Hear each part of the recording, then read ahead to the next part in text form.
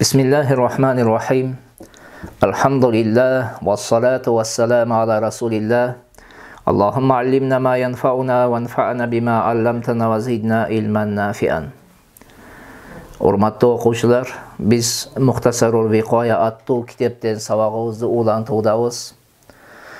Өткөн sabagыбызda sünnet namazdардын казасы окулабы же окулбайбы деп токтогон элек.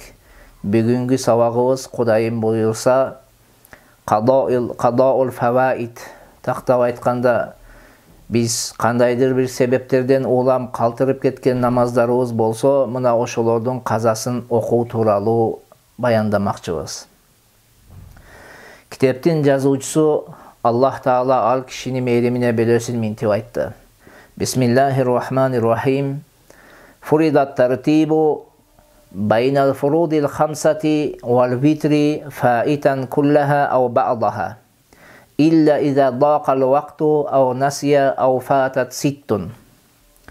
Adattagындай бул сүйлөмдү сөзмө-сөз которуп алып, андан кийин сүйлөмдүн ичиндеги маанилерин чечмелөөгө аракет кылалы. Китептин жазуучусу бул сүйлөмдү бинтип айтып жатат. 5 вак намаз жана витир намаздын бардыгын же кээ бирин каза кылган болсо, аларды ирети менен окуу фарз дейт. Болгону эгерде убакыт тар болсо, же каза намаз бар экендигин унутуп койсо, же 6 вак намаз каза болсо, анда ирети менен алардын казасын окуунун парздыгы адамдын мойнунан түшөт дейт. Урматтуу окуучулар, Китептин жазуучусу бул сүйлөмдө байкасаңыздар фаита деди. Кандайдыр бир себептерден улам мусулман аткара албай калган намазы деди. Бул сүйлөмдө китептин жазуучусу мусулмандын акында жакшы ой кылып фаита деген сөздү колдонуп жатат. Фаита деген сөздү мусулмандын акында жакшы ой кылып колдонуп жатат. Негизинде жүрөгүндө Кудай Тааланын махаббаты бар, пайгамбарды сүйгөн, Аллахты сүйгөн, Аллахтын динин сүйгөн. Акыретте мен Кудай Тааланын жанына барган кезимде менден эң биринчи сурала турган нерсе бул намаз болот деп ошондой чочуулаган адам намазды эч качан калтырбайт. Намазды дайыма такай өз убактында окуйт. Абдулла ибн Масуд радияллаху анху риваят кылган хадисте келет го. Пайгамбарыбыз саллаллаху алейхи ва салламдан кайсыл амал эң жакшы амал дегенде эмне дейт? Намазды өз убактында окуу дейт. Ар бир ыймандуу адам намазды өз убактында окууга милдеттүү. Кудай сактасын. Кудай Таала жаныбызды намазсыз албасын. Саждада болгон абалыбызда Кудай Таала жаныбызды алсын. Рүкүдө болгон, кыраатта болгон абалда жаныбызды алсын. Эми Кудай сактасын. Биз менен сиздер кокус намазды каза кылып, ошо ойдон жаныбызды таслим кылсак эмне болот? Кокус намазды калтырып кетип, башка бир дүйнө менен алектенип аткан кезибизде, бир гыйбат, ушак менен, жалган менен алектенип жаткан кезибизде, жеки азыркы учурда сааты менен футбол көрүп жатып, намазыбызды каза кылып ала турган болсок эмне болот акыбелибиз? Бул өтө оор акыбал, урматтуу окуучулар. Ошондуктан кыскасы ыймандуу адам эмне кылбайт экен? Намазыны жөндөн жөн каза кылбайт. Ошон үчүн китептин жазуучусу дагы фаита деген сөздү колдонду. Кандайдыр бир себептерден улам каза болсо деп колдонду. Ошону бирок негизинде бул жерде сен кандайдыр себептер менен каза болобу, же кандайдыр бир адам ыйманы бар болуп туруп, бирок ошол азоодой болгон нафсинин кулу болуп, Кудайга баш ийбей ушундай намаздарды окубай, атайын эле окубай койгонбу? Айырмасы жок, бул темага бардыгы ошондой адамдар кире берет. Атайын каза кылганбы, унутуп каза кылганбы, өкүмү ушул төмөнкү эреже болот. Караңыздар, урматтуу окуучулар. Намаздын күнөөсүдөн кутулуу үчүн канча нерсе менен кутулат экенбиз? Эки нерсе. Биринчиси, намаздын казасын аткарасыз. Экинчиси, тооба кыласыз. Тооба деген эмне? Мен бүгүндөн баштап Вада берем, о Кудайым, мен кайра намазды калтырбайм. намазды такай мындан ары окуйм деп ошол сөзүңүздүн артынан түшүп, белиңизди бекем байлап, намазга бекем болосуз. Ошондо Кудай Таала сиздин тообаңызды кабыл кылып, мунун күнөөсүн кечирет. Эми эгерде үзүр менен дедик го, үзүрсүз таштоо эмне дедик? Чоң күнөө болот. Эгерде үзүр боло турган болсо, анда шарият аны кечирет. Мисалга, төрөттү кабыл кылып аткан аял төрөп атат. Эгерде ал барып акушерка барып, жанагыны гинеколог барып туруп, төрөттү кабыл кылбай турган болсо, жанагы аял эмне болушу мүмкүн? Жаш бала түшүп кетип, өлүшү мүмкүн, төрөлүп аткан кезде зыян табышы мүмкүн. Мына ошондой мезгилде намаз каза болгон болсо, анын күнөөсү жок, анын казасын окуйт, бирок күнөөсү эмне жок. Же болсо душмандан болгон коркунуч. Мисалга пайгамбарыбыз саллаллаху алейхи ва саллам Хандак согушунда 4 намазы каза болгон. Көрдүңүзбү? Ушундай бир себептерден улам боло турган болсо, урматтуу окуучулар, эмне экен? Казасын аткарабыз. Бирок ал эмне эмес, кечиктиргендигибиз үчүн күнөө болбойт. Демек, урматтуу окуучулар, каза намаздарды ирети менен окуу не болот? Милдет болот.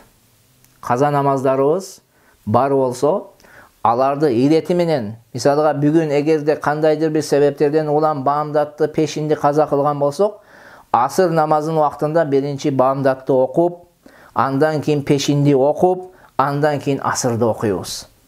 Эгерде билип туруп, сизде казаңыз жок да, такыр эле казаңыз жок адамсыз да, биринчи жолу ушинтип каза кылып атасыз. Же казаңыз бор болуп туруп, бардык казаларыңызды окуп бүткөнсүз. Бирок андан кийин кандайдыр бир себептерден улап каза кылган болсоңуз, эми караңыз, эми баамдат менен пешинди каза кылып, билип туруп асырды окуп койсоңуз, сиздин окуган асыр намазыңыз дурус болбой калат.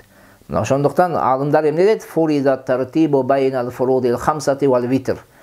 5 убак намаз менен витр намазынын ортосунда ирети менен окуу намазды эмне экен? Фарз дейт. Ирети менен окуу мойнуңузга эмне болот? Фарз болот дейт. Биринчи баамдат, анан пешин, анан эмнени окуйбуз? Асырды окуйбуз. Жанагы мисалда. Бирок бул ким үчүн дедик? Кайра айтам. Такыр казасы жок, же казасы бар болуп, бардык казаларını окуп бүткөн адам үчүн. Ошолорго аларды сохибу тартиб деп коет, тартиптин ээси дейт, алар ирети менен намаз окуу фарз болот. Ал эми эгерде көп казасы бар намаз адамдар болсо, аларга өзүнчө маселе азыр төмөндө келет. Бирок 3 сүрөттө казаларды ирети менен окуу фарз болбойт. Милдети мойнуңуздан түшөт. Биринчиси убакыт тар болгон кезде.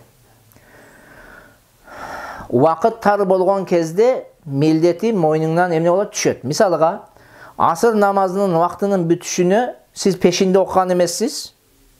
Асыр намазынын бүтүшүнө 4 рекет бата тургандай, 4 рекет намаз бата тургандай убакыт калды.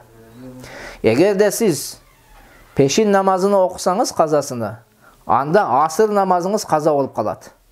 Мына ошондой мезгилде биринчи сиз эмне кылат экенсиз? Асыр намазыңызды окуйсуз, андан кийин пешинди окуйсуз. Же мисалга айталы, сиз баамдат менен пешинди каза кылдыңыз, асыр намазынын убактынан 6 рекет окуй тургандай убакыт калды. Анда баамдат менен асырды окуйсуз, пешинди, анан шамнан кийин шамдын астында эмне кыласыз? Окуйсуз да, анан шам намазыңызды окуйсуз. Кыскасы, убакыт тар болгон кезде ошол мойнуңуздагы милдет, мойнуңуздан эмне түшөт экен? Ирети менен окуу милдети мойнуңуздан түшөт дейт. Бул жерде кандай убакыт тууралуу аалымдарыбыздын ортосунда талаштар бар, албетте. Абу Ханифа менен Абу Юсуфтун көз карашы боюнча жалпы убакыт дейт. Жалпы убакыттын ичи дейт. Ал эми Имам Мухаммадтын көз карашы боюнча мустахаб убакыт дейт. Мустахаб убакыттын бүтүшү аз калган болсо, ошондо ирет мойнуңдан түшөт дейт. Абу Ханифа менен Имам Абу Юсуф айтат, жалпы убактыбыздын бүтүшүнө аз убакыт калган болсо, ошондо не болот? Тартип түшөт дейт. Деген маанини айтат. Бул эки пикирдин жыйынтыгы, мисалга, төмөнкү маселеде билинет да. Эгерде бир адам асыр намазында пешин намазынын калып кеткендигин эсине келсе, асыр намазынын убакыты кирген, пешин намазыңызды окуялы экендигиңиз эсиңизге келди. Эгерде аны окуса, асыр макрух убакытка кирет да. Асыр эме болот? Буну окусаңыз, намаздын макрух убакыты кирип кетет. Imam Muhammad'ın köz karaşı boyunca emne kılasız? Birinci asırda okup anan peşinde okuysunuz. Birok Abu Hanifa jana Abu Yusuf'un köz karaşı boyunca birinci peşinde okup anan emne okuysunuz? Asırda okuysunuz. Şimdi makruh vakka kirip ketken bolsa dagın iret emne bolat? Namazdın vakti o, iret moynunuzdan düşbeyt deydi. Kaçan düşöt moynunuzdan? Egerde namaz kaza olayın dese, çındap kaza olayın degen vakta moynunuzdan emne bolat? Janagı iret düşöt da öz uçurumdagı namazda okuysunuz. Fatva bu meselede Şeyhayn'dan taktap aytkanda Abu Hanifa menen Abu Yusuf'un sözüne berilgen. Ekinci mesele. Kaza namazın bar ekenin unutup koyup vaktindagi namazды okup alsanız, oşondo dagın ildet moynunuzdan düşöt. Misalga aytalı, arabızdan kandaydır birimiz, bir şeyh arabızdan emne kıldı. Bir gün Bağdat namazga turbay kaldı da, uktap kaldı. Bir gün Bağdat'a turbay kaldı. Anan daim namaz okup жүрген adam, men namaz okudum degen oy menen жүрөt. Oşo oydan peşinde okup alıp, peşinge salam bергenden keyin esine kelip kaldı. Emne dep esine keldi? Men Bağdat'ta okuyal ekenmin dep. Mına uşul iret moynudan düştü, emi Bağdat'ın gana kazasını okup koyot. Birok egerde namazdın ortosunda, namaz okup jatkan abalda, Bağdat namazının kazası esine kelse, anda okugan peşin namazı emnege aylanıp ketet, nafılga aylanıp kalat. Anda 2 reket kılıp misalga salamın beret, je 4 reket bolsa 4 reket kılıp salamın beret da, andan keyin kayra başынан Bağdat'ın kazasını okup, anan peşin namazını emne kılat, okuydu. Şul jerde fatva birinci pikirge berilgen. Birinci pikir kaysıl? 6 vakt namaz kaza boluş gerek. Çünkü bugün Bağdat'tan başlap, erteң Bağdat kaza olsa 6 vakt bolot. Mına uşunday kaza bolgondo, namazды iretmin oku, emne bolot, moynunuzdan milleti düşöt. İrettiği kazasını atkarabızbı, iretsiz atkarabızbı. Aytor şoçik kayra 0 bolgongo çeyin, bizdin moynunuzdan tartip emne bolot düşöt. Kaçan 0 kıldık, anan kayra bizdin moynunuzga uşol tartip emne bolot, millet bolot. Mına uşol kazalarda okugan kezde, urmatlı okuçular. Kazalarda okugan kezibizde emne dep niyet kılabız? Ardыбызda kazabız bar da. Eң birinci jolu menden kaza ötüp ketken peşin namazını okudu niyet kıldım. Eң birinci jolu menden kaza olup ketken asır namazını okuunu niyet kıldım. Şuntip okup kele berебиз. Akırına çeyin bardığını bütürgөнгө çeyin. Al эми эгер бүтүр албай кала турган болсок, эгерде namazlarını okuy alбай, ооруган себебиден алы жетпей калган болсо, анан дүйнө салуудун астында эмне кылыш керек? Керез айтып кетиш керек. Осият кылып кетиш керек. Менин ушул калып кеткен ушунча каза намаздарым бар. Менин ушул байлыгымдан ошону төлөп койгула дейт. Ар бир намаздын фидиясы питир садакасынын өлчөмүнчө болот. Мисалга, былтыры питир садакасы 40 сом болсо, анда bir күндүк намазыбыз 240 сом пул болот. Bağdat'tan vitirge çeyin 5 vakt namaz, анан vitir namazı koşkanda 6 vakt 240 сом болот. Ошону 240 сомду 1 айга көбөйтөсүз, 1 айды 12 айга көбөйтөсүз. 12 айда эми канча жыл казасы болсо ошого көбөйтсөңүз, ошондо жалпы эсеп эмне болот? Чыгып калат. Аллах Таалам бардыгыбызды ушул казаларыбызды толук аткарып, сажда кылган абалда жаныбызды алган болсун. Ассаламу алейкум ва рахматуллахи ва баракатуху.